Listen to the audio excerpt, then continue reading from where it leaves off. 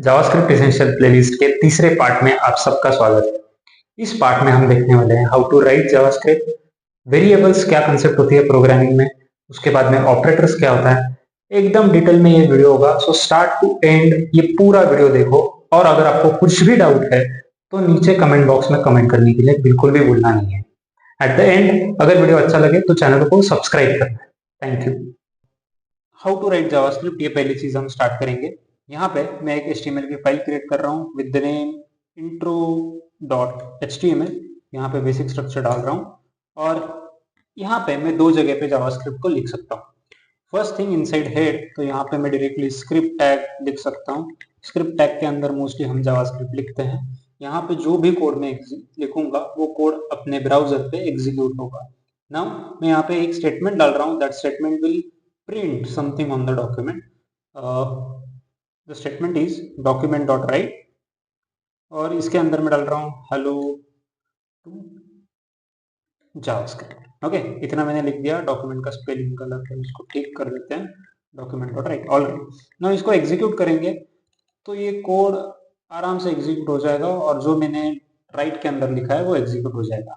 ये स्टेटमेंट क्या है ये आप इन डिटेल में आगे वाले वीडियोस में देखने वाले हैं। अभी फिलहाल बस इतना समझ लो कि ये आपके ब्राउजर के ऊपर कुछ तो लिख के देगा। जैसे हमने हेड के अंदर टाइटल टैग के बाद में स्क्रिप्ट टैग क्रिएट किया है और उसके अंदर जावास्क्रिप्ट का कोड लिखा है, वैसे ही बॉडी के अंदर भी हम स्क्रिप्ट टैग लिख सकते हैं। ऑलराइट, और उसके अंदर भी हम जो भी कोड लिखेंगे वो आराम से एग्जीक्यूट हो जाएगा। यहाँ पे लिखता हूँ बॉडी जेस कोड, ठीक है। तो इसको मैं सेव कर रहा हूँ, रिफ्रेश कर रहा हूँ, ये भी एग्जीक्यूट हो गया। अब कौन सा टेक्निकली यूज करना है, तो हेड वाला हमें बिल्कुल भी यूज नहीं करना है। बहुत रेयरली हम in some scenarios, in very few scenarios हम क्या करेंगे, हेड वाला कोड एग्जीक्यूट करेंगे। मोस्टली हम बॉडी के अंदर ही जावास्क्रिप्ट लिखेंगे। अब ये क्यों कर रहे हैं, तो जो भी आप HTML लिखते हो उसके ऊपर ही आप जावास्क्रिप्ट का कोड इन जनरल करते हो। I am talking about client side JavaScript, I am not talking about server side JavaScript. So जो भी आप इस HTML में लिखोगे इनसाइड बॉडी टैग कि मेरे पास एक H1 है, उसके बाद में मेरे पास एक पैराग्राफ है, इन्हीं टैग्स के ऊपर आप कुछ ऑपरेशंस परफॉर्म करोगे with JavaScript to handle DOM. Alright, ये डॉम क्या है ये भी आप फ्यूचर में देखने में। अगर मैं हेड में जावास्क्रिप्ट लिखूं तो मेरी जावास्क्रिप्ट पहले एग्जीक्यूट हो जाएगी, और अगर उस जावास्क्रिप्ट में कुछ ऐसा लिखा होगा कि बॉडी में जो टैग्स है उनके ऊपर ऑपरेशंस किए जा रहे होंगे, तो बहुत ज्यादा चांसेस है कि आपका हेड वाला जावास्क्रिप्ट आपको एरर दे, क्योंकि जावास्क्रिप्ट पहले लोड हो जाएगी। आपका HTML top to bottom execute होता है, तो पहले हेड वाली स्क्रिप्ट पहले एग्जीक्यूट हो जाएगी। अब स्क्रिप्ट में इसको वो HTML के एलिमेंट्स ही नहीं मिलेंगे क्योंकि वो अभी तक लोड ही नहीं हुए। सो इसलिए हमें हेड वाली स्क्रिप्ट मोस्ट प्रोबेबली एरर्स दे सकती है। So we are not going to use this way of coding. हम किस में कोड करेंगे, बॉडी में कोड करेंगे, बट आपका पूरा HTML होने के बाद में ही आप स्क्रिप्ट टैग डाले, इतना समझ लें। अगर आप पहले स्क्रिप्ट टैग डालते हो और बाद में HTML का कोड लिखते हैं तो सेम प्रॉब्लम जैसे हेड में हो रही है वही आ जाएगी।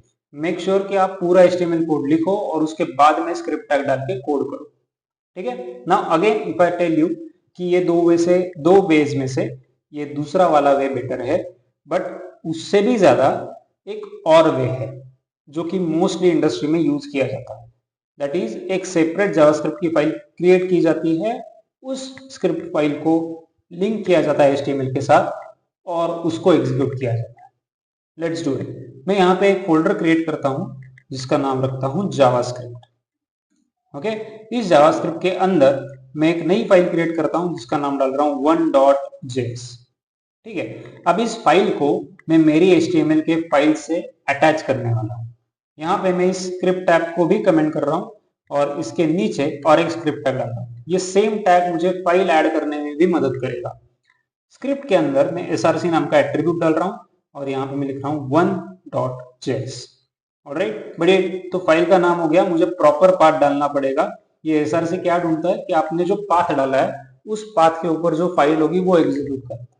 सो फिलहाल मेरा जो जावास्क्रिप्ट का फाइल है वो जावास्क्रिप्ट के फोल्डर में 1.js में है। तो मैंने ये फाइल लिंक कर दी। अब लिंक हो गई है या नहीं हुई है ये कैसे पता चलेगा, अगर इस 1.js में जो भी कोड है वो एग्जीक्यूट हो गया तो पता चलेगा, ठीक है। तो यहाँ पे मैं क्या कर रहा हूँ, यहाँ पे अगेन मैं सेम स्टेटमेंट यूज कर रहा हूँ जो मैंने इंटरनल जावास्क्रिप्ट में यूज किया था, दैट मीन्स हेड और बॉडी में, that is document dot right, और इसके अंदर मैं डाल रहा हूँ this is demo of external JS file. ठीक है, इतना लिख के मैंने यहाँ पे रिफ्रेश कर दिया तो मुझे वो आउटपुट मिल गया। आई होप यू अंडरस्टूड कि जावास्क्रिप्ट को कैसे अटैच करना है HTML के साथ और कोड कैसे एग्जीक्यूट करना है। ओके, अब देखो, अगर मैं इस पेज के ऊपर राइट क्लिक कर रहा हूँ और इंस्पेक्ट नाम के ऑप्शन पे क्लिक कर रहा हूँ तो यहाँ पे मुझे कंसोल नाम की और एक चीज मिलती है। ये कंसोल नाम की चीज भी आपका जावास्क्रिप्ट एग्जीक्यूट कराती है। मोस्टली अगर आपके फाइल में कुछ भी एरर हो, कुछ भी मैसेजेस दिखाने हो तो वो कंसोल में दिखता है। राइट, सो मेक श्योर कि आपको हर बार ये कंसोल चीज देखनी है। एरर्स या फिर कोई और वार्निंग्स है, लॉग्स है, ये सारी चीजें यहाँ पे आपको दिख जाएगी। ऑलराइट, अब आगे बढ़ते हैं वेरिएबल्स की तरफ। वेरिएबल्स एक ऐसी चीज होती है जो कि सिंपल वे में कुछ चीज स्टोर करने का काम करती है। मैं एक एग्जांपल देता हूँ, एक बात समझ लो, अगर आपको रियल वर्ल्ड में या फिर प्रोग्रामिंग में कोई भी चीज करनी है तो आपको उसके रिसोर्सेस कहीं तो भी स्टोर करने पड़ते हैं। फॉर एग्जाम्पल, अगर आपको हर रोज का खाना बनाना है तो आप ग्रोसरी स्टोर करते हो अपने किचन में, डिफरेंट डिफरेंट कंटेनर्स में ग्रोसरीज को स्टोर करते हो। चीनी के डब्बे में चीनी होती है, चावल के डब्बे में चावल होता है, एक्सेट्रा एक्सेट्रा एक्सेट्रा। वैसे ही प्रोग्रामिंग में अगर आपको कुछ चीजें करनी हो, कुछ फाइनल आउटकम निकालना हो, सॉफ्टवेयर करना हो, तो आपको एक बेसिक चीज लगेगी, दैट इज वेरिएबल्स। वेरिएबल्स क्या करता है, तो रिसोर्सेस को स्टोर करता है। रिसोर्सेस इन द सेंस, आपको बहुत चीजें लगेगी जब आप कोई प्रोग्राम कर रहे हो, आप कुछ कोड कर रहे हो और आपको आउटपुट लाना है। राइट, ये सारी चीजों का स्टोर करने का काम कौन किसके पास होता है, तो वेरिएबल्स के पास होता है। अब वेरिएबल्स तीन प्रकार के डेटा ही स्टोर कर देता है। मैं वेरिएबल्स और डेटा टाइप्स ये दोनों चीजें एक साथ में पढ़ा रहा हूँ। अगर कुछ प्रॉब्लम हो तो कमेंट में मैसेज करो, और अगर समझ में ना आए तो फिर से रिवाइंड करके इस वीडियो को देख सकते हो। वेरिएबल्स में जो चीजें स्टोर होती है उनका एक प्रकार का टाइप होता है। कोई भी चीज आप नहीं स्टोर करोगे। फॉर एग्जाम्पल, आप किचन में किसी कार को या फिर बाइक को पार्क नहीं करोगे। किचन में बस ग्रोसरीज का ही सामान होगा, खाने पीने की ही चीजें होंगी। सिमिलर वे में आप अगर प्रोग्रामिंग कर रहे हो तो वेरिएबल में भी आप एक certain type of data he store कर सकते हो। कौन से प्रकार का, सो प्राइमरीली आप नंबर स्टोर कर सकते हो। ठीक है, इसके बाद में आप स्टोर कर सकते हो स्ट्रिंग्स, स्ट्रिंग्स यानी स्टेटमेंट्स। ओके, सो यहाँ पे ब्रैकेट में लिख रहा हूँ स्टेटमेंट्स। इसके बाद में आते हैं बुलियंस। ओके, बुलियंस यानी ट्रू और फॉल्स। अब ये ट्रू और फॉल्स क्या है, ये क्यों है, ये बाद में देखते हैं। अभी फिलहाल ये तीन प्रकार के डेटा है, इतना समझ लो। ठीक है, अब वेरिएबल क्या है ये देखते हैं। अगर आपको कोई भी चीज स्टोर करनी हो प्रोग्रामिंग में तो रैम होता है, और रैम के अंदर एक बहुत बड़ा स्पेस होता है, 2 GB का 4 GB का रैम होता है। आपको जो भी स्टोर करना होगा ना, उस रैम में किसी एक पर्टिकुलर मेमोरी लोकेशन में स्टोर हो जाएगा। आपका बहुत बड़ा रैम होता है। पीसी क्या करता है, अगर ये 4 GB का रैम है तो उसके छोटे छोटे पार्ट्स बताता है। ठीक है, for example 200 MB for one application, 2 MB for something. अरे ये बात समझ में है? तो सबको वो स्पेस छोटी छोटी थोड़ी थोड़ी डिवाइड करके चला जाता है। वैसे ही आपके वेरिएबल्स को भी, मतलब जो चीज आपको स्टोर करनी है for programming for further process, उसको भी आपको वो एक सर्टन मेमोरी एलोकेट करके देगा। ठीक है, अब as a user you can not directly access that memory location to get the value from. जैसे अगर आपके चीनी के डब्बे में आपने चीनी रखी है, आपको चाय बनानी है, तो आपको चीनी का डब्बा आप ढूंढोगे, उसको अप्रोच करोगे। वैसे आप यहाँ पे नहीं कर सकते, आपको दूसरे वे से काम करना पड़ेगा। आप क्या करोगे, वो जो मेमोरी लोकेशन है उसको आप एक अलग सा नाम दे दोगे। That name is called as variable name. Alright, so मान लो कि इस 4 GB के रैम से मुझे 0.1 MB का स्टोरेज मिल गया है, और इस स्टोरेज के अंदर मैंने 30 नाम का नंबर स्टोर किया है। ठीक है, अगर मुझे इस 30 नंबर को फर्दर प्रोसेस के लिए लेना है तो मुझे क्या करना पड़ेगा, इस मेमोरी लोकेशन को कुछ नाम देना पड़ेगा। ठीक है, सो मान लो मैंने दे दिया नो 1 करके, समझ रहे हो? तो ये नाम मैंने दे दिया। जब जब मैं ये नाम यूज करूंगा मुझे क्या मिलेगा, 30 मिलेगा। जैसे चीनी का डब्बा है, चीनी के डब्बे को मैं निकालूंगा तो मुझे चीनी, same like that. I hope you understood what is variable, what is variable name. Variable का नेम रखने में कुछ एक रिस्ट्रिक्शंस होते हैं. पहली चीज ये होती है कि आप कोई भी नंबर के साथ वेरिएबल के नेम की शुरुआत नहीं कर सकते. अगर आप कुछ ऐसे कर रहे हो टू नो तो ये रॉन्ग है, समझ रहे हो. बट अगर ऐसे कुछ कर रहे हो तो ये राइट है. आई होप आप समझ रहे हो. नंबर से एंड हो रहा है वेरिएबल का नाम तो चल रहा है. इसके बाद में कोई भी स्पेशल सिंबल नहीं होना चाहिए वेरिएबल के नंबर में, सॉरी वेरिएबल के नेम में, एक्सेप्ट अंडरस्कोर. ठीक है, अंडरस्कोर का वो कहाँ पे होता है, जीरो जो होता है आपके कीबोर्ड में उसके साइड में अंडरस्कोर का साइन होता है. शिफ्ट दबा के आपको वो साइन दबानी है, प्रेस करनी है, तो आपको वो साइन मिल जाएगी. ठीक है, कोई भी स्पेशल सिंबल्स यानी dollar, at the rate, star, ऐसे कुछ भी आप नहीं यूज कर सकते. ठीक है, I hope you understood the things. अब एक काम करते हैं, वेरिएबल को क्रिएट करते हैं और रादर देन डॉक्यूमेंट पे प्रिंट करने के अलावा हम इसको कंसोल में प्रिंट करते हैं. ठीक है, so let's jump back to our coding. मैं यहाँ पे डॉक्यूमेंट डॉट राइट ऑलरेडी डाला हूँ. इसके नीचे मैं करता हूँ एक variable create. So variable create करने में हमें 3 कीवर्ड्स की यूज पड़ती है. एक होता है वैर, दूसरा होता है लेट और तीसरा होता है कॉन्स्ट. ठीक है, कॉन्स्ट क्या होता है ये हम देखेंगे थोड़ी देर में. पहले वैर और लेट से वेरिएबल क्रिएट करते हैं. ये वैर और लेट का भी एक यूज है, एक सर्टन टास्क अकम्प्लिश करने के लिए ये यूज किए जाते हैं. अभी फिलहाल बस इतना समझ लो, अगर आपको कोई भी वेरिएबल क्रिएट करना है तो ये 3 कीवर्ड्स में से कोई एक कीवर्ड आपको यूज करना है. ठीक है, बाद में जो डीप चीजें हैं जो हम एडवांस्ड में सीखने वाले हैं वो तो थोड़ा बाद में, एडवांस जो चीजें हैं. अभी यहाँ पे मैं डाल रहा हूँ वैर, यहाँ पे बोल रहा हूँ माई वेरिएबल. ये वैलिड नेम हो सकता है. ठीक है, ये वैलिड नेम है क्योंकि इसमें कुछ कोई भी स्पेशल सिंबल नहीं है, ना कि इसमें कोई नंबर है. इज इक्वल टू डाल रहा हूँ मैं 30. तो मैंने क्या किया, एक मेमोरी लोकेशन एलोकेट हो गई बिहाइंड द सीन्स मेरे लिए, जिसका नाम मैंने रख दिया माई वेरिएबल एज अ डेवलपर, और उसके अंदर स्टोर क्या है, 30 स्टोर.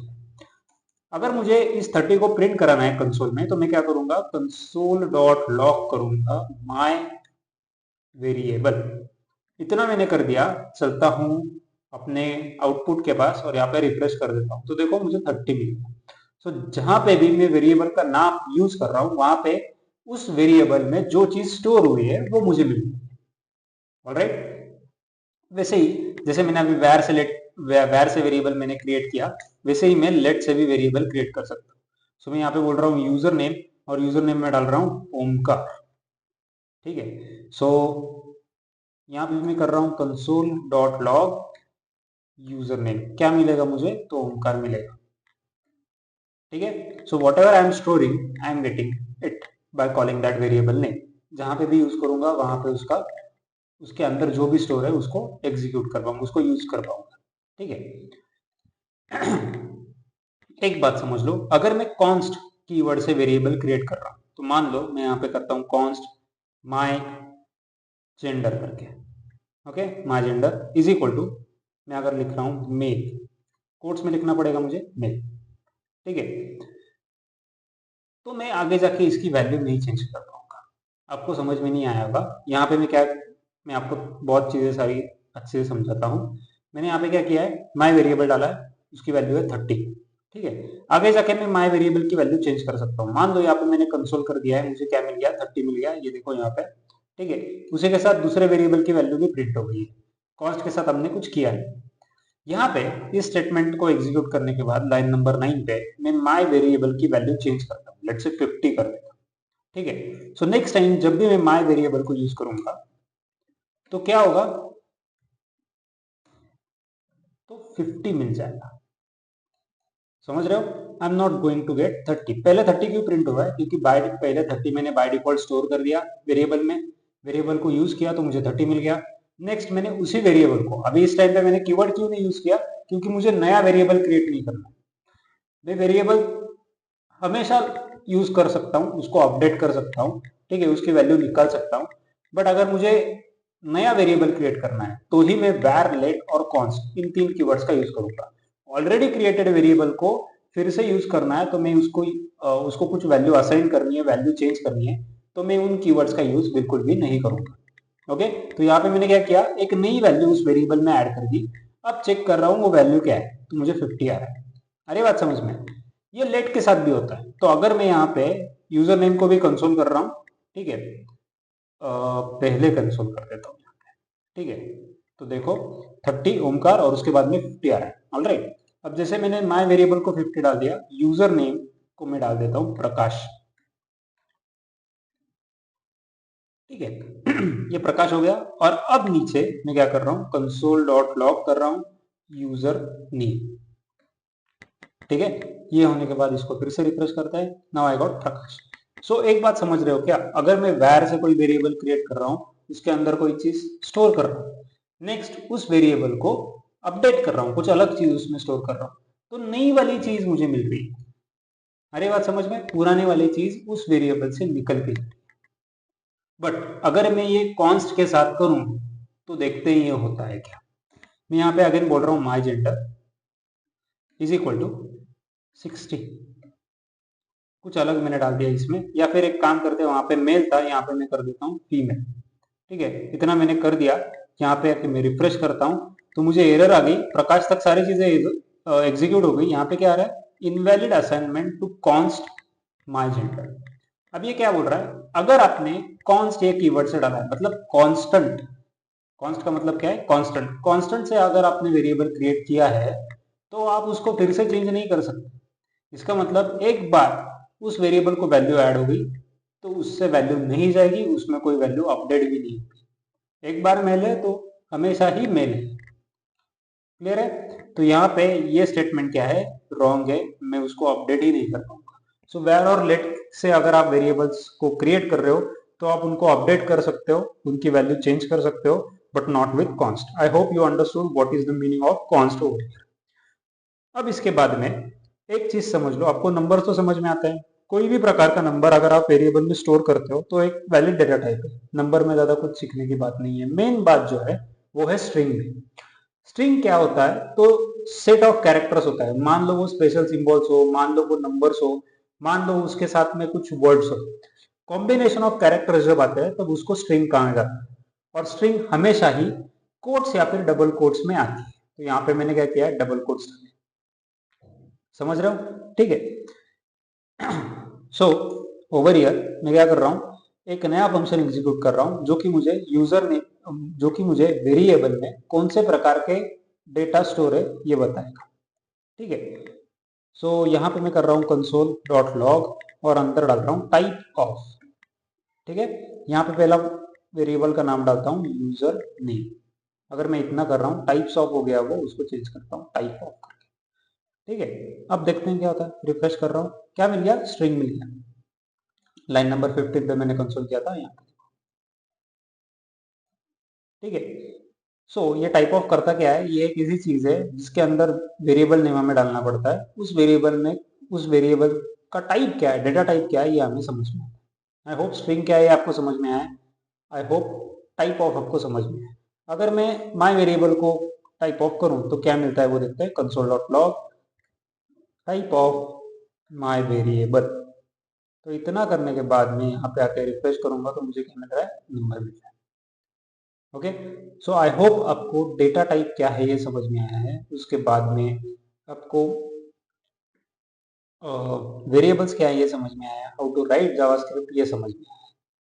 अभी वीडियो बहुत बड़ा हो रहा है तो नेक्स्ट वीडियो में हम देखते हैं ऑपरेटर्स क्या होते हैं JavaScript. Alright, so that's it for the video, let's see you in the next video, thank you.